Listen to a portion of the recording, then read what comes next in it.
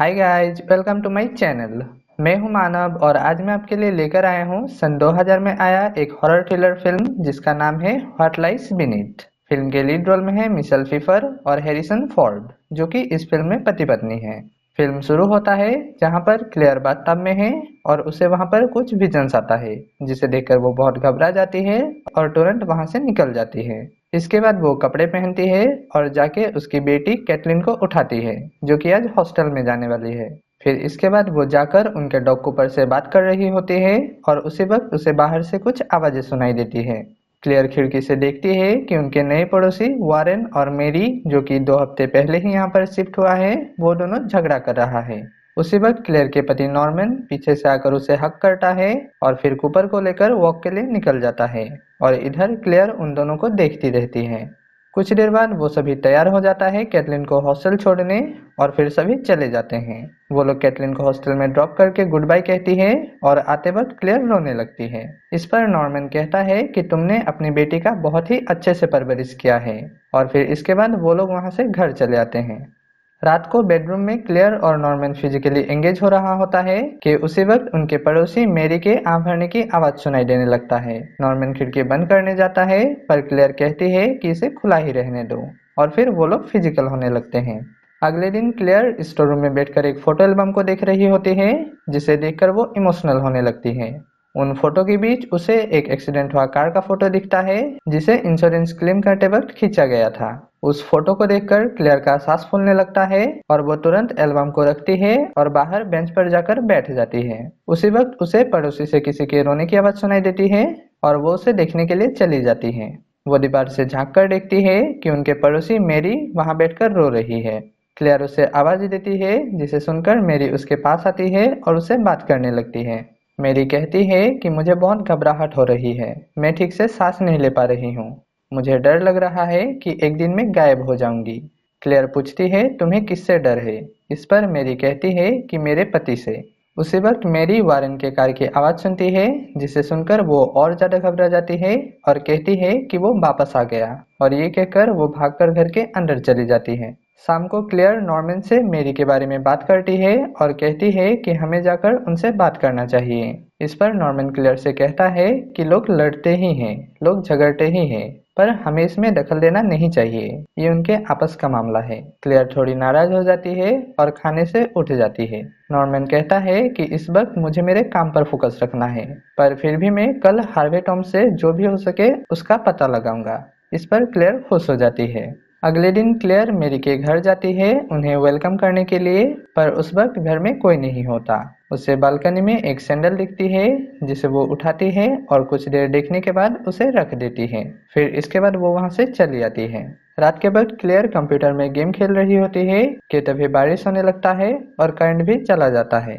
वो खिड़की को बंद करने जाती है, जहां वो देखती है कि वारेन कोई चीज गाड़ी में डाल रहा है। वो तुरंत नॉर्मन को जगाती है और उसे देखने के लिए कहती है। तब तक वारेन जा चुका होता है और जब नॉर्मन को बाहर कुछ नहीं दिखता तो वो थोड़ा गुस्सा हो जाता है और वापस सोने चला जाता है। अगले दिन क्लेयर पड़ोसी के घर में झांक रहा होता है और उतरते वक्त उसके हाथ में खरोच आ जाता है। वो तुरंत घर की तरफ जाती है और जब वो दरवाजा खोलने ही वाली होती है तो देखती है कि दरवाजा पहले ही खुला हुआ है।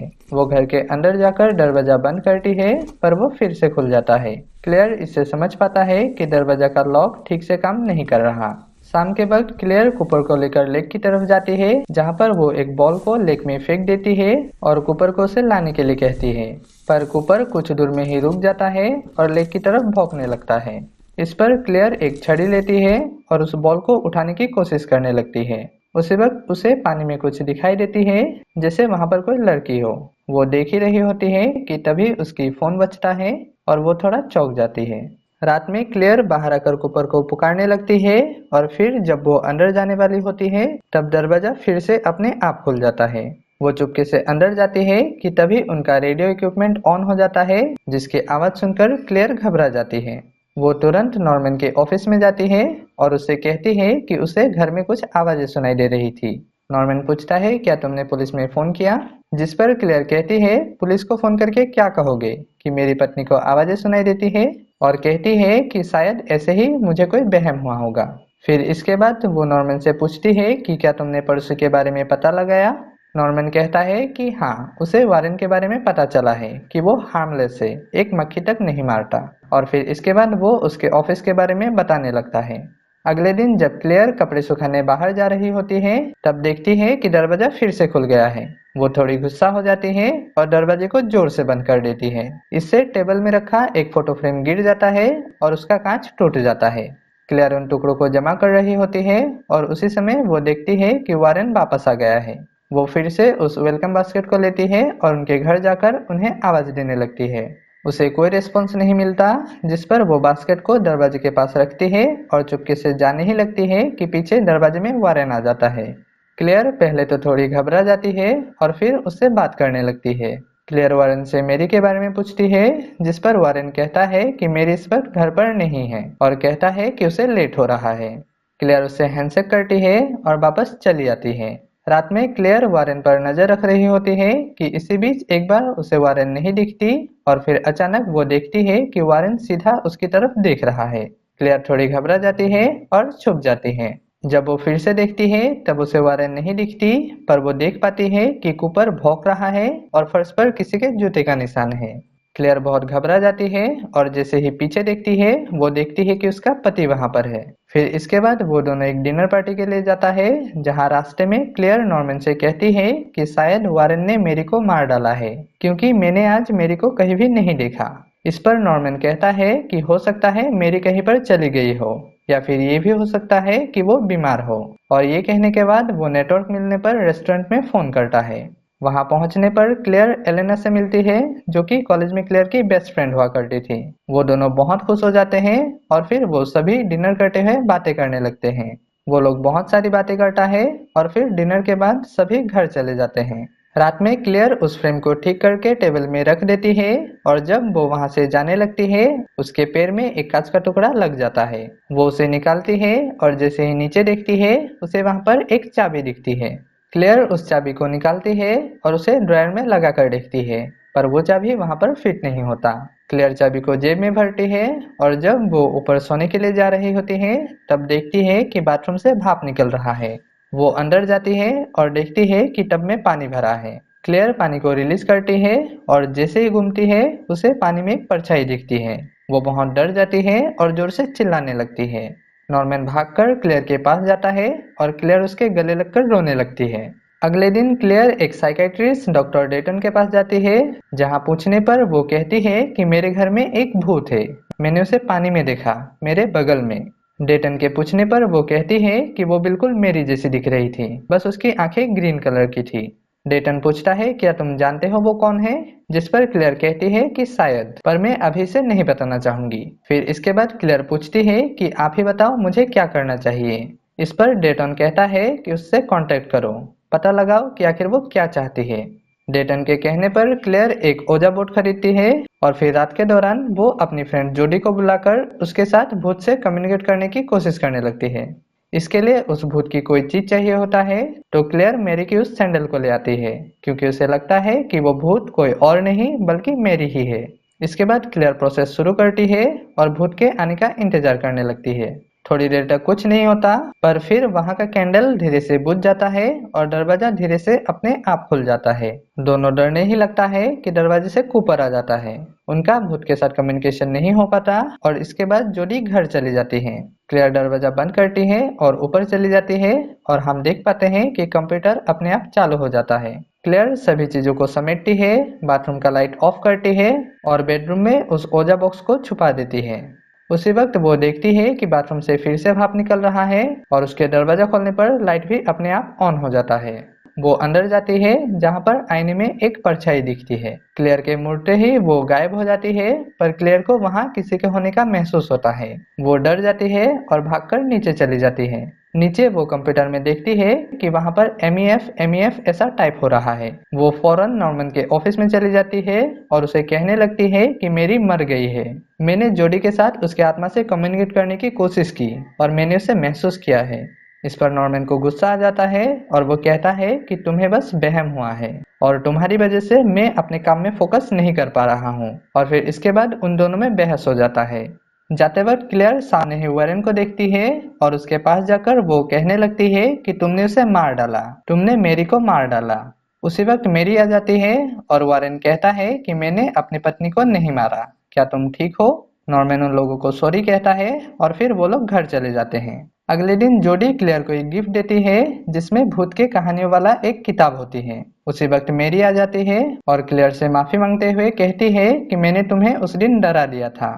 दोनों बैठकर बातें करते हैं जहां पर मेरी कहती है कि उस दिन मैं बहुत डरी हुई थी, अंदर से एकदम खाली महसूस कर रही थी। लग रहा था जैसे मैं एकदम अकेली हूँ, लाचार हूँ, मैं ठीक से सांस नहीं ले पा रही थी, इसीलिए मैं बाहर बैठकर रो रही थी और फिर बाद में माँ के घर चली गई। मेरी वजह से तुम उस दिन डर गई थी, मुझे माफ कर दो। और फिर इसके बाद वो चली जाती है। रात में क्लेयर उस फोटो को देखती है और जैसे ही उसे रख के जाने लगती है वो फोटो गिर जाता है और फ्रेम टूट जाता है। क्लेयर देखती है कि फ्रेम के पीछे एक न्यूज़पेपर का टुकड़ा है जिसमें एक लड़की के लापता होने के बारे में लिखा हुआ है। उसमें एक लड़की का नाम होता है मेडिसन एलिजाबेथ। वो तुरंत मिसिंग पर्सन के वेबसाइट में सर्च करती है जहां उसे एक नाम मिलता है मेडिसन एलिजाबेथ फ्रैंक, मतलब कि MEF, जो उस दिन कंप्यूटर में टाइप हो रहा था। वहां उसे मेडिसन की फोटो मिलती है जिसे देखकर वो श्योर हो जाती है कि वो परछाई इसी लड़की की थी क्योंकि इसकी आंखें भी ग्रीन कलर की हैं।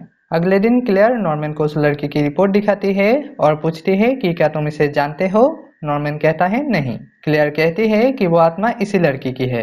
इस पर नॉर्मन को गुस्सा आ जाता है और वो उसे ये सब बंद करने को कहता है क्योंकि उसके इन हरकतों की वजह से वो अपना काम ठीक से नहीं कर पा रहा। इसके बाद क्लेयर उस आदमी को फोन करती है जिसने उस आर्टिकल को लिखा था और उससे उसे पता लगता है कि मेडिसन के पास एक मुस्तांग कार थी और वो उस कार के साथ ही गायब हो गई। उस आदमी से क्लेयर को मेडिसन के माँ के बारे में पता चलता है और वो उनके घर चली जाती है। क्लेयर उसकी माँ मिसेस फ्रैंक से बात करती है और फिर मिसेस फ्रैंक क्लेयर को मेडिसन के रूम में ले जाती है। इसी बीच टेलीफोन बजता है और मिसेस फ्रैंक उसे रिसीव करने चली जाती है। इधर क्लेयर मेडिसन की एक फोटो को देखती है जिसमें मेडिसन एक नेकलेस पहनी हुई है। वहीं पर उसे एक बालों का गुच्छा मिलता है जिसे वो चुपके से ले लेती है। इसके बाद वो घर आती है और उस गुच्छे को लेकर आईने के सामने खड़ी रहती है और मेडिसन से कम्युनिकेट करने की कोशिश करती है।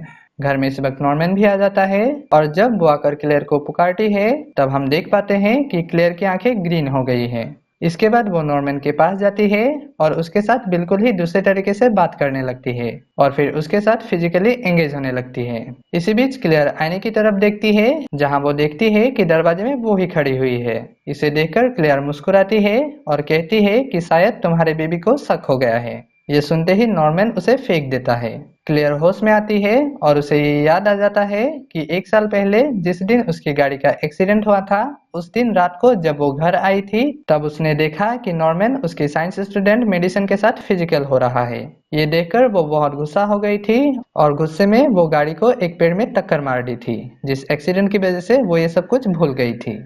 इस पर नॉर्मन उसे सफाई देना चाहता है कि ये गलती से हो गया था, पर क्लेयर उसकी नहीं सुनती और वो वहां से सीधा जोडी के घर चली जाती है। जोडी उसे समझाती है और कहती है कि जिस दिन तुम्हारा एक्सीडेंट हुआ था उस दिन जब मैं हॉस्पिटल में तुमसे मिलने गई थी तब वहां मैंने नॉर्मन को देखा। वो बहुत रो रहा था, बहुत डर रहा था कि कहीं वो तुम्हें खो ना दे। इसी बीच नॉर्मन का वॉइसमेल आता है जिसे सुनकर क्लेयर जोडी से कहती है कि उसे कह दो कि मैं कल सुबह घर आऊंगी, मुझे तुमसे एक सवाल पूछना है। अगले दिन जब क्लेयर घर जाती है तब देखती है कि नॉर्मन बाथटब में बेहोश है और वहाँ हेयर ड्रायर भी पड़ा हुआ है। वो घबरा जाती है और तुरंत डॉक्टर को फोन करती है।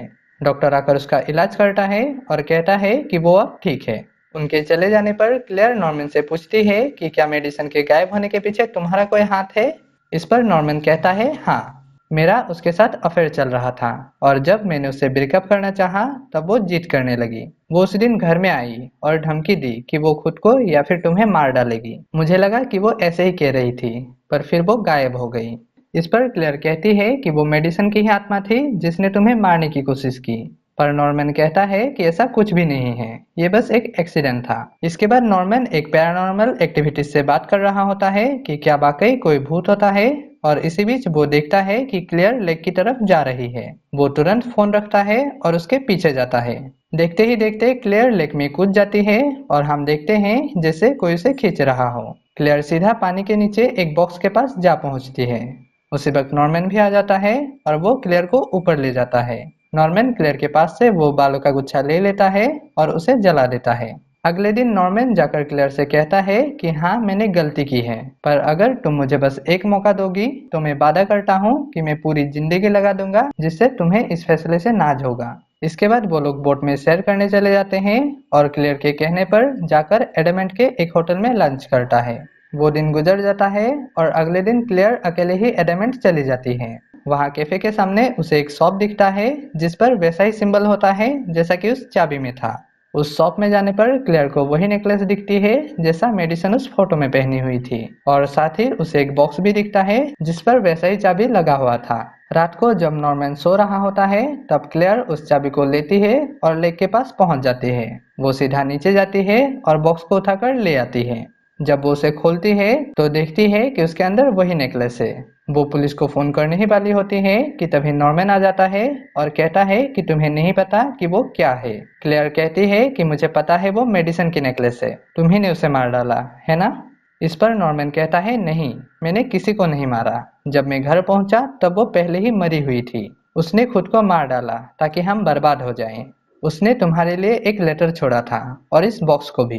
मैंने लेटर को जला दिया और बॉक्स को लेक में फेंक दिया। मैं बहुत घबराया हुआ था, इसीलिए मैंने उसे उसकी गाड़ी में डाला और उस गाड़ी को ब्रिज से नीचे ढकेल दिया। मुझे पता है कि मैंने गलती की, पर तुम ही बताओ मैं क्या करता।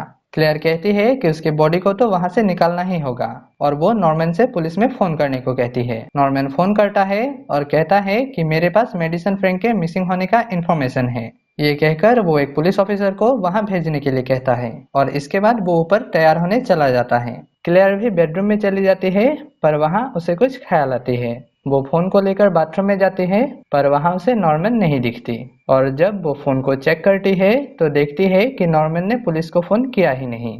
उसी वक्त नॉर्मन आ जाता है और वो क्लेयर के मुंह को एक हेलोथिन दिए हुए कपड़े से बंद कर देती है। क्लेयर जैसे तैसे करके दरवाजा बंद कर देती है, जिसमें नॉर्मन का हाथ आ जाने की वजह से क्लेयर छूट जाती है और वो नीचे भागने लगती है। उस हेलोथिन की वजह से क्लेयर के मोटर फंक्शंस मतलब चलने फिरने वाले अंग काम करना बंद कर देता है और वो गिर जाती है। वो जैसे तैसे जाने की कोशिश करती है, पर कुछ देर बाद उसके सारे मोटर फंक्शंस रुक जाता है।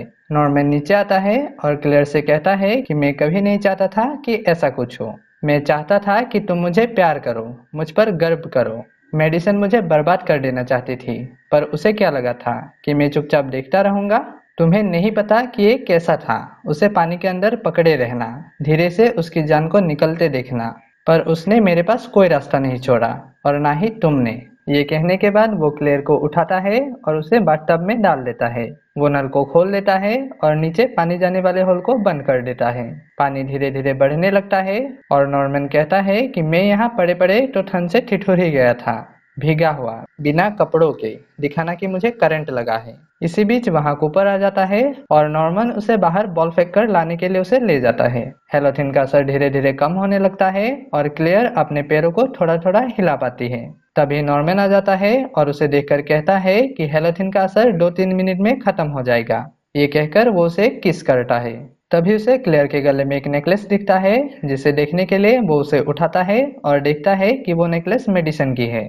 वो जैसे ही क्लेयर को देखता है, उसके चेहरे को देखकर वो डर जाता है और घबराकर जैसे ही पीछे हटता है, उसका पैर फिसल जाता है और उसका सर टकराकर वो बेहोश हो जाता है। इधर टब में पानी भरने लगता है, जिसे देखकर क्लेयर जैसे तैसे अपने पैरों को हिलाकर उस होल को खोलने की कोशिश करती है, पर चेन टूट जाने की वजह से वो उसे पूरी तरह खोल नहीं पाती। पानी भरता रहता है और वो उसके नाक के पार चला जाता है। इस वक्त तक वो थोड़ा थोड़ा अपना हाथ भी हिला पाने लगती है और जैसे तैसे करके शावर के पाइप को पकड़ती है और उसे खींच के नल को बंद करने की कोशिश करती है। पानी फिर भी आता रहता है और वो डूब जाती है। वो पानी के अंदर होती है और जैसे ही उसका पैर काम करने लगता है, वो जोर से मारकर होल के ढक्कन को हटा देती है। थोड़ी देर बाद पानी नीचे चला जाता है और वो बच जाती है।